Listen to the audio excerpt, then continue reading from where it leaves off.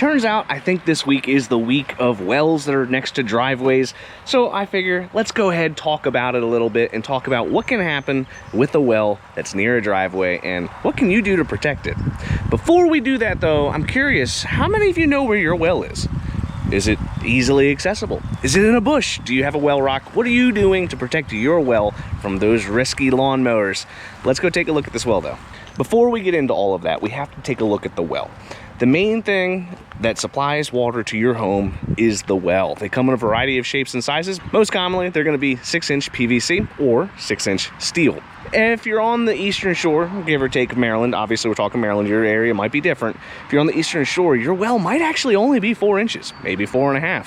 But what we're looking at right now with these bollards is gonna be our actual well. Let's take a look. So we can see here that we have our well. This nice little lid that's not really attached, not great, but we have the well sitting right here. Essentially, what it's gonna be is a giant straw in the ground.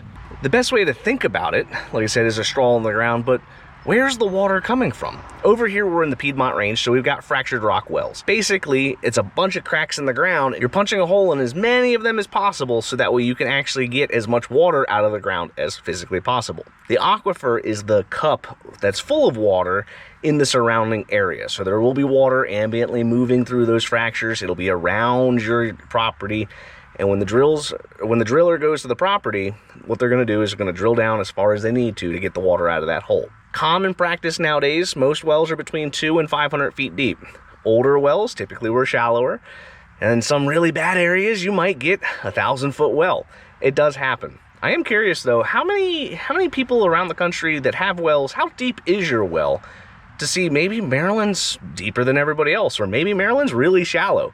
I haven't really researched anybody else beyond my local area, so if you're in Nebraska or whatever, just go ahead and leave a comment below, tell me how deep your well is. Most commonly, you're gonna see the well somewhere in the yard. It'll almost always be on the opposite end of wherever the septic is. So if your septic's out front, your well's gonna be out back, and vice versa.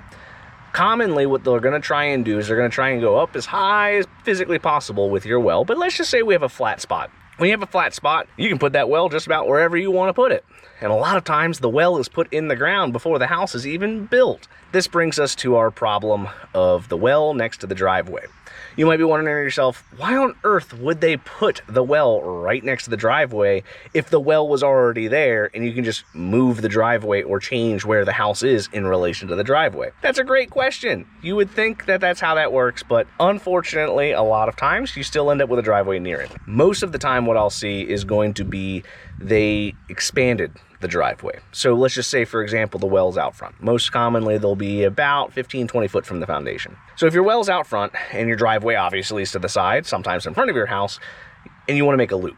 Let's say you're on a main road, you got a lot of traffic coming and going. You want to make sure you have a loop so we can safely turn around. Well, if you're going to make a loop, you may have a skinny property where you have to do the loop in your front yard.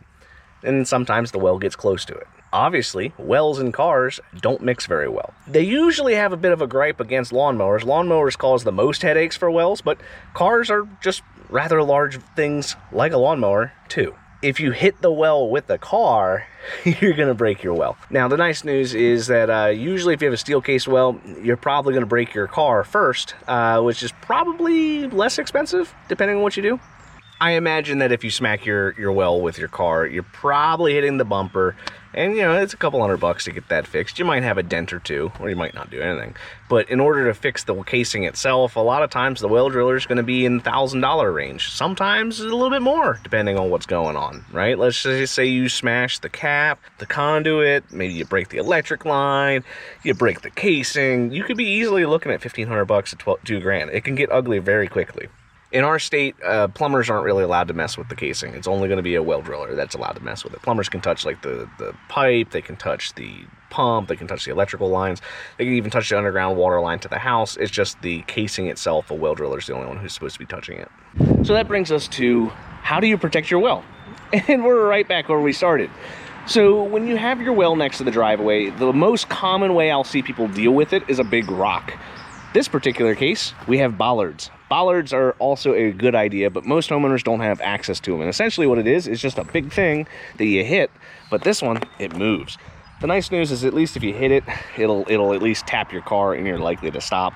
If you go to like Target or like a supermarket, they're gonna have these things will not move. It will stop your car. On a commercial scale, like a store, you want the ballard to actually stop the car, because usually on the other side of the ballard is the door that people will come and go through with, you know, their kids, their shopping carts. You don't really want a car going through them. On a well, you know, if you smack the well, it's not the end of the world. It's inconvenient, right? It may damage the thing. So the ballards are able to move around, and there's actually, as far as I'm aware, no strict regulation on like protecting a well on a residential property. Most of the time it's just kind of common sense, like, hey, you know, don't back into it. But let's say you can't get your hands on a bollard. How do you protect your well? The cheapest way to do it is to get the snow sticks. You know, those orange reflective poles that people will stick in their yard next to the driveway before it's going to snow, so that way you know where the driveway's at so the plow can do its thing, right? Those are dirt cheap. You can put that next to your well, so that way at least there's something high up enough to where you can see it. Maybe it'll set off the backup sensors on the car, and it's also reflective, so that way at night you can see that there's something going on there. Personally, I probably wouldn't do that. I don't trust that people are going to use their mirrors, because most people don't use their mirrors. I've been hit in 7-Eleven parking lots so many times where my car is just sitting there, I'm getting coffee or a donut, and you just see the whole thing lurch, and it's because somebody decided they wanted to back into it because it's a tight parking lot. Really annoying, but it does happen. My preferred method is the big rock. If you have a rural property, because you're on a well, you probably are in rural property. Around here, rocks are all over the place. So if you're digging something up, maybe you're putting in a pool, a patio, a shed, whatever, you probably are going to come across a rock or two. And usually by big rock, I mean something kind of like basketball size. Like you want something sturdy to where when you hit it, you know you hit it. Larger is always better when it comes to a rock. If you don't have a good access to rocks on your property, let's just say you're in like the more sandy area, marshy area, go to a landscaping store. I'm sure they have a big rock somewhere, and I can't imagine they charge you that much for it. I don't know how much rocks cost, because all the rocks I've ever gotten are usually just laying around the property, but you can get a big one. And if you put two around your well, one on the front, one on the back, your car or Amazon car or whoever's car, the delivery guy, FedEx, UPS, whoever, they're going to smack that rock before they smack your well. So putting the rock there helps protect your well, and it's way cheaper than ballards. I don't know how much ballards cost, but I know that they're not super readily available for homeowners to get.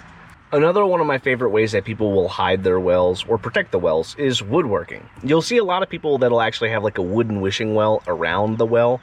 Those are great because, again, the wood's going to protect you when your car hits it. It's going to hit the wood, not the actual well itself. They're pretty cool. It makes it a little bit harder to see. I mean, in bollards, they're not that aesthetically pleasing. So if you have one sitting next to your driveway, the first thing is people are going to ask is, hey, what's up with that? Whereas if you have like a nice little wishing well, they might just assume it's some kind of decoration in your yard. Everybody that's out in the rural area is going to know what that is, but it's a pretty cool idea. So the wishing wells, if you're handy, you can make them yourself. I'm sure you can buy them from places. I've never really seen them at like the big box stores, but usually like if you have like a local farmer stand or something like that, you might be able to find something there, right? If you get a fake rock, that's another option you could do, like those well rocks that people will use. The only problem with those is they typically will allow more bugs and stuff into them. I like to have an open area so that way predators of the bugs can get the bugs, so that way the bugs don't get into your water, because nothing's more annoying than getting ants out of wells. For whatever reason, those well rocks, especially in like late July, early August, every well underneath those well rocks are almost always swarming with ants, and it's always a mess. It's always a pain, and you don't want to be drinking none of that stuff. In summary, I think the best way to protect your well is to have some kind of obstructive force next to it, whether it's a rock, ballard, wishing well, fake rock, something to that effect, to where when the car is backing up, they can see it, hit it, and at least maybe their sensors will warn them that they might want to stop moving before they hit something. If you found this informative, leave a comment below. Let me know. How do you protect your well? I think it'd be a fun conversation to have. I have videos posted every day on the World of Well and Septic, and I look forward to talking to you all tomorrow.